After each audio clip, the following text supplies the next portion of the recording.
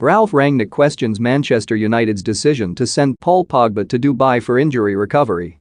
Manchester United interim boss Ralf Rangnick has questioned the decision to send Paul Pogba to Dubai to recover from his injury. Pogba suffered a thigh injury while on international duty with France in November. The club responded by sending the 28-year-old to a warm-weather training camp in Dubai to aid his recovery, with the midfielder expected to be available again in the new year. The decision to send Pogba to the United Arab Emirates was sanctioned before Rangnick's arrival at Old Trafford when Ole Gunnar Solskjaer was in charge.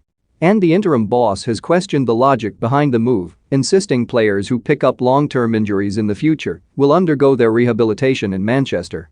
"My former clubs were always trying to make sure the rehab should take place in the club itself," Rangnick said. "As far as I can tell, the medical department is really good, very good, with many different approaches towards rehab. I would not want players to do their rehab abroad or anywhere else, but the decision on Paul was taken before I came."